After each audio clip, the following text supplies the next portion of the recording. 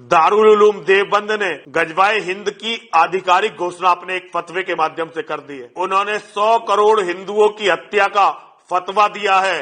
इसका अर्थ यही है, मैं आपसे अनुरोध करना चाहता हूं, आपका बुलडोजर अब दारुल उलूम देवबंद तक पहुंचना चाहिए कि ईसा मसीह जो आसमान पर चले गए थे वो वापस आएंगे यरूशलेम में, और फिर सारे हिंदुस्तानी उनके साथ मिलके पाकिस्तान बॉर्डर से तलवारों के साथ हिंदुओं की जो है वो गर्दनें सर से काटेंगे। बिस्मिल्लाहिर्रहमानिर्रहीम। अस्सलाम वालेकुम दोस्तों, दारुल उलूम देवबंद के फतवे पर जो प्रोपोगंडा चलाया जा रहा है, लोगों को बेवकूफ़ बनाया जा रहा है, ये क्यों हो रहा है दोस्तों, इसके बारे में देखेंगे। और पंडित नरसिंहानंद सरस्वती ने गवर्नमेंट से जो है वो क्या अपील की है, नाउज़ुबिल्लाह माअज़ल्लाह।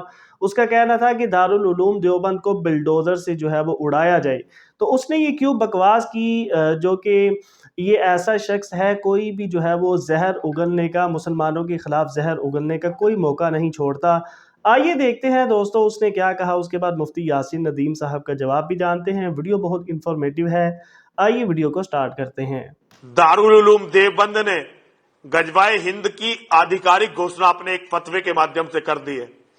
कोई इसका अर्थ समझे या ना समझे, लेकिन महंत दिग्विजय नाथ जी का पोता चेला जो आज महंत दिग्विजय नाथ जी की गद्दी पर आरूढ़ है, उस व्यक्ति को तो इस घोषणा के अर्थ को अच्छी तरह से समझना चाहिए।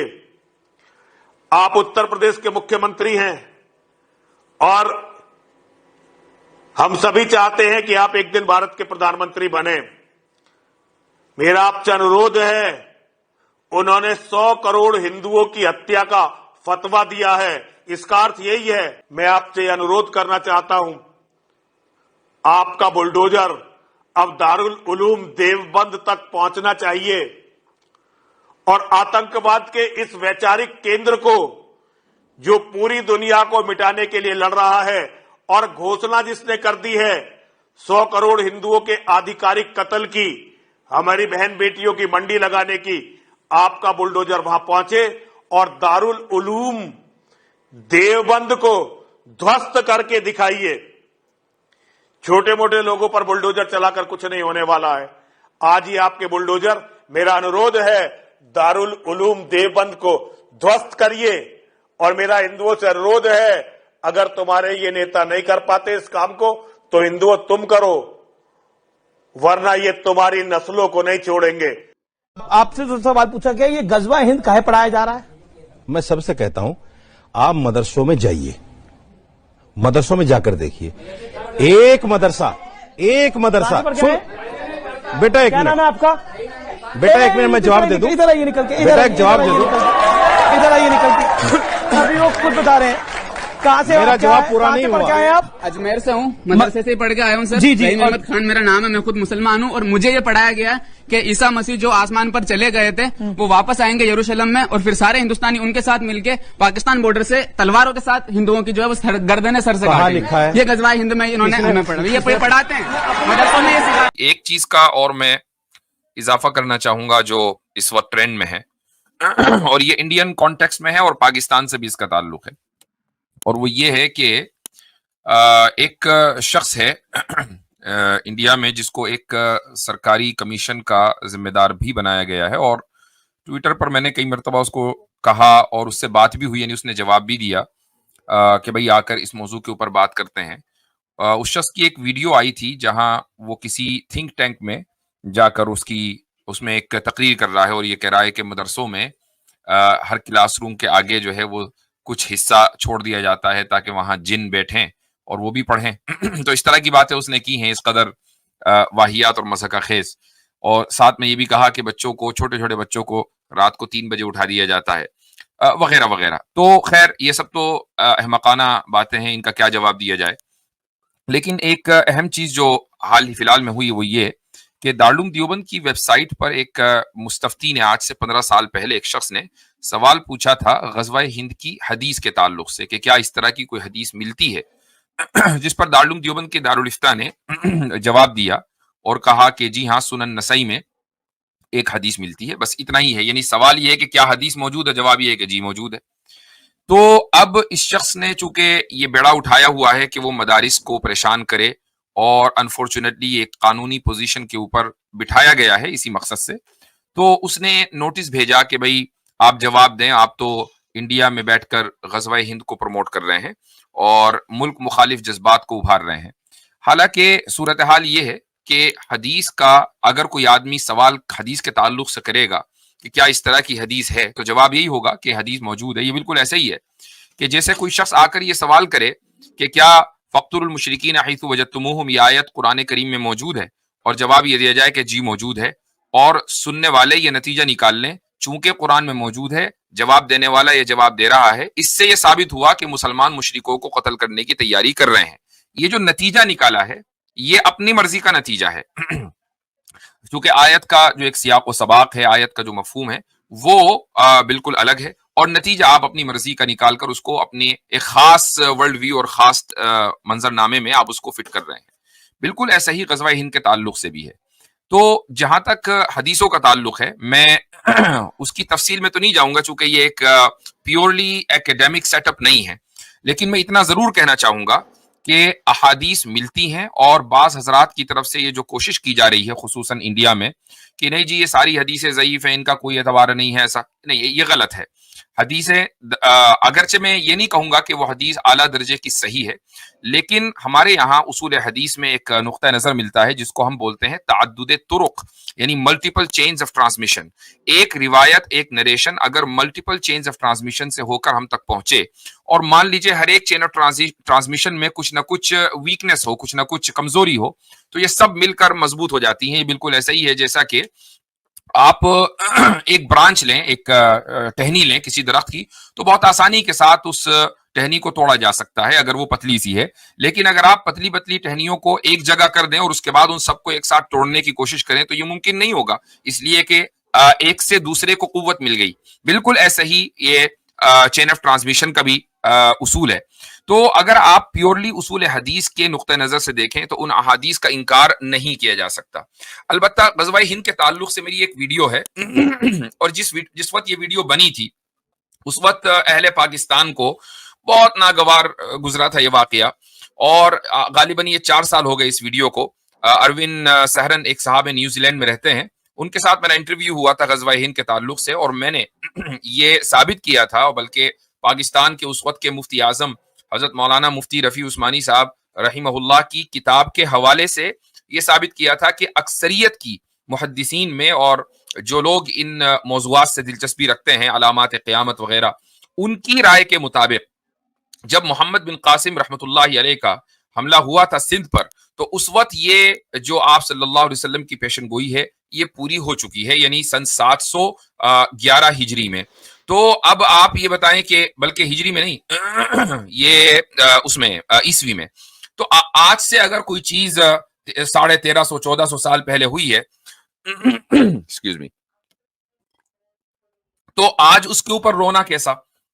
تو اب یہ جو ہوا یہ کہ پاکستان میں کچھ افراد ایسے ہیں جن کا میں نے اس ویڈیو میں بھی نام لیا ہے کہ جنہوں نے اس حدیث کو کچھ اس انداز سے پیش کیا اپنی یعنی اس خاص خیال رکھنے والے افراد کے خون کو گرمانے کے لیے کہ بھئی دیکھو آپ صلی اللہ علیہ وسلم نے تو پیشن گوئی کر رکھی ہے, لہٰذا بس اب دشمن کا جو وقت ہے وہ قریب آیا چاہتا ہے.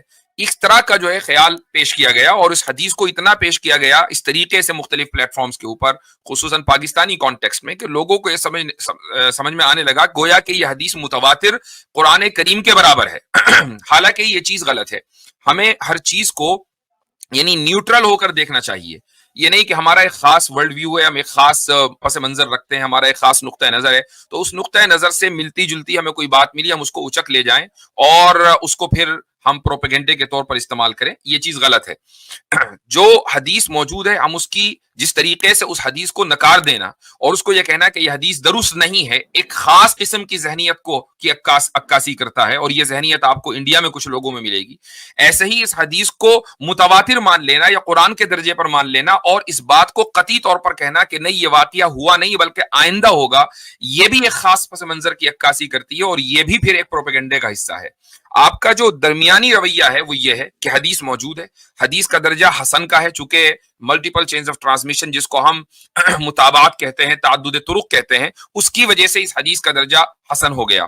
اب یہ ہے کہ یہ واقعہ آگے ہوگا یا یہ واقعہ پہلے ہو چکا ہے، اس تعلق سے اکثریت کی رائے یہ ہے کہ واقعہ پہلے ہو چکا ہے، اور اگر نہیں ہوا تو بھائی یعنی اس کے بارے میں کچھ کہا نہیں جا سکتا کہ آگے ہوگا یا نہیں، لیکن اکثریت کی رائے یہ ہے کہ واقعہ پہلے ہو چکا، اور یہ وہ واقعہ ہے کہ جو محمد بن قاسم رحمہ اللہ نے سندھ کے اوپر حملہ کیا تھا۔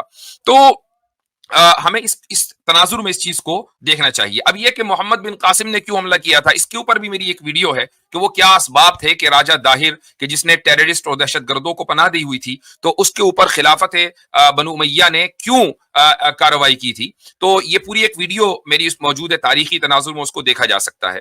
پاکستانی احباب کو اتنا برا اس لیے لگا چونکہ یہ جو ان کے ذہنوں میں سب کی بات نہیں کر رہا ہوں، بلکہ کچھ لوگوں کی جو خصوصاً ہمارے کیا نام ہے ان کا، اوریا مقبول جان، ان کے یعنی مستقل دیکھنے والے ہیں، ان کے پرماننٹ ویورز ہیں، ان کو بڑا برا لگا کہ بھائی اوریا صاحب تو یہ کہتے ہیں کہ بس اب 2 سال میں کیس نمٹنے والا ہے، غزوہ ہند ہونے والا ہے۔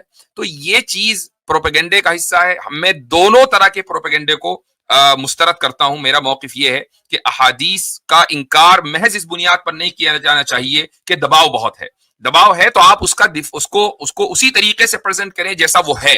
حدیثوں کا آپ اس طریقے سے انکار نہیں کر سکتے، اصول حدیث کو آپ مسترد نہیں کر سکتے۔ اسی طریقے سے کسی حسن حدیث کو آپ اس درجے پر نہیں لے جا سکتے گویا کہ وہ درجہ تواتر کا ہو، اور نہیں آپ یہ کہہ سکتے کہ ہر حال میں یہ واقعہ آگے ہونا ہے اور اس طریقے سے ہونا ہے۔ اس کا علم نہ کسی ولی کو دیا گیا، نہ کسی صحابی کو دیا گیا، اور نہ ہی کسی محدث اور فقیہ کو دیا گیا۔ اکثریت کی رائے یہ ہے کہ موسٹ لائکلی یہ واقعہ پہلے ہو چکا ہے، جیسا کہ میں نے ابھی 2 مرتبہ یہ بات رکھی ہے۔ تو یہ چند گزارشات تھیں، اور اس کے تعلق سے چونکہ غزوہ ہند کی بحث اس وقت انڈیا میں بڑی سوشل میڈیا کے اوپر ٹرینڈنگ میں ہے ایک خاص وجہ سے، اور وہ وجہ یہ ہے کہ ذرا سا پولیٹیکل اس وقت پریشر میں ہے گورنمنٹ۔ تو جو اس طرح کے لوگ ہوتے ہیں کہ جو اس پریشر کو ڈائیورٹ کرنا چاہتے ہیں، تو ان کو کسی نقطے کی تلاش رہتی ہے کہ یار کوئی ایسی بات مل جائے مسلمانوں کے تعلق سے کہ جس سے آپ ہندو مسلم کر سکیں، اور ہندوؤں کو آپ مسلمانوں سے بدزن کر سکیں، اور ان کی یہ دکھائیں کہ دیکھو یہ تمہیں ماننا چاہتے ہیں، یہ تمہیں ختم کرنا چاہتے ہیں، تاکہ جو ایک الیکشن کی جو سیاست ہے وہ سیاست کامیاب رہے۔ گزشتہ چند سالوں سے نہیں، بلکہ میں کہتا ہوں کہ 2 عشروں سے 2 دہائیوں سے یہی چل رہا ہے، لیکن مجھے بڑی حیرت ہے کہ لو آئی کیو والے جو ہے ان کی آنکھیں نہیں کھل پا رہی ہیں۔ تو بہرحال یہ چند باتیں تھیں، اس کے بعد انشاءاللہ ہم لنک پبلک کرتے ہیں۔ عاصم بھائی آپ کو کچھ ایڈ کرنا ہو اس میں تو۔ جی جزاک اللہ صاحب۔ اس حوالے سے مجھے لگ رہا ہے کہ پتہ نہیں دارالعلوم دیوبند کو تو خبر پہنچی ہوگی، تو مجھے لگا کہ شاید ان کو جو ہے ان لوگوں کے خلاف کچھ نہ کچھ کارروائی کرنی چاہیے تھی، کوئی نہ کوئی ایک لیگل ایکشنز لینا چاہیے تھا، کیونکہ یہ ہے کہ اب خواہ ان کو بھی پتہ ہے کہ وہ فتویٰ کیا ہے اور اس کا مقصد کیا ہے، لیکن جیسا آپ نے فرمایا کہ وہ خاص کر کے ٹارگٹ کر رہے ہیں، اور یہ ایک پیٹرن میں ہمیں دکھ رہا ہے، خاص کر کے ابھی جو کچھ انڈیا کے الیکشنز آنے والے ہیں اور جو پولیٹیکل یہ ہونے والے ہیں، تو اس کا اپنا ایک خاص مقصد ہے اور یہ پیٹرن میں ہو رہا ہے۔ تو دارالعلوم دیوبند کو کہیں نہ کہیں اس پہ جو ہے وہ کارروائی کرنی چاہیے تھی ان لوگوں کے خلاف، اور اس کو پورے میڈیا نے جو ہے پھر اسی طریقے سے ہاتھوں ہاتھ لیا ہے۔ سارے بڑے بڑے میڈیا والوں نے جو اس کو چلایا، ان کو فتویٰ تک پڑھنے نہیں آتا، اور وہ یہ فتویٰ چلا رہے ہیں، ان کو تو حدیث کے اندر کیا لکھا ہے یہ تک کی سمجھ نہیں ہے، اور پھر جو اس کے اوپر وہ پوری کی پوری بحث کر رہے ہیں، ڈسکشنز کر رہے ہیں۔ تو یہ میرے اعتبار سے مسلمانوں کو بھی جو انڈیا میں خاص کر کے اب یہ دیکھیں سب، یہ ایک عجیب سی بات ہے کہ جو انڈین مسلم ہے، ہم لوگ جو بچپن سے کبھی نہیں سنے ان سب چیزوں کے بارے میں، غزوہ ہند کے بارے میں، اور ہم نے جو سنا ہے اس کو ہم نے انہی لوگوں سے سنا ہے۔ مطلب یہ پروپیگنڈا کر کے بھی مسلمانوں کو ان ساری باتوں کے بارے میں بتا رہے ہیں جس کے بارے میں مسلمان نہیں جانتے انڈیا میں، اور آپ جو ہے وہ پروپیگنڈا کر رہے ہیں۔ تو یہ جو ایک فیبرک ہے انڈیا کا، اس کے لیے نقصان دہ ہے، یہ ان کے لیے بھی نقصان دہ ہے۔ تو ان کو خواہ پروپیگنڈے کے اندر جو ہے وہ کسی ایسی چیز کو آگے نہیں بڑھانا چاہیے جو کہ معاشرے کے لیے نقصان دہ۔ بالکل صحیح فرما رہے ہیں، اور اس تعلق سے دارالعلوم دیوبند ہو یا اس طرح کا واقعہ کسی بھی ادارے کے ساتھ ہو سکتا ہے، یہ منظر اسلام بریلی کے ساتھ بھی ہو سکتا ہے، یہ جامعۃ الاصلاح کے ساتھ بھی ہو سکتا ہے، جامعۃ الفلاح کے ساتھ بھی ہو سکتا ہے، یہ ندوۃ العلماء کے ساتھ بھی ہو سکتا ہے، چونکہ یہ سارے کے سارے وہ ادارے ہیں کہ جو مختلف علاقوں میں اور یا پھر مختلف مکاتب فکر کے بہت اہم ترین ادارے ہیں، اور جو مسلمان ہیں وہ ان اداروں سے وابستہ ہیں اور ان سے اپنے روزمرہ کے جو ان کے دینی مسائل ہیں اس میں رہنمائی لیتے رہتے ہیں. تو یہ چیز کوئی ایسا نہیں ہے کہ دارالعلوم دیوبند پر رک جائے گی. یہ ہر ایک کسی نہ کسی مدرسے کے ساتھ اس طرح کے واقعات ہوتے رہیں گے خدا نخواستہ. تو یہ ضروری ہے کہ اس پر ایک سخت ایکشن قانونی طور پر لیا جائے. یہ الگ بات ہے کہ آج کل خود اس ادارے کے ایک سربراہ صدر المدرسین ہیں، وہ ابھی کچھ دن پہلے انٹرویو میں کہہ رہے تھے کہ بھائی اب قانون کے اوپر اعتماد نہیں رہ گیا ہے، ایسا کرو کہ قانون کی کتابیں جلا دو. تو یہ بات ان کی بڑی مشہور ہوئی تھی. تو یہ بات بھی صحیح ہے کہ ایک خاص ذہنیت کے لوگ ہر جگہ بیٹھے ہوئے ہیں، تو کوئی انصاف کی امید مشکل ہے. لیکن بہرحال جس طریقے سے بھی آپ کو انصاف مل سکتا ہے وہ کوشش کرنی چاہیے، چونکہ کوشش کرنا انسان کا کام ہے، نتیجہ دینا اللہ سبحانہ و تعالیٰ کا. تو دوستو یہ تھی آج کی ویڈیو. امید کرتے ہیں ویڈیو اچھی لگی ہوگی. ایسی ہی انفارمیٹیو اور اسلامک ویڈیوز کے لیے چینل کو سبسکرائب کریں. ملتے ہیں نیکسٹ ویڈیو میں. اللہ حافظ.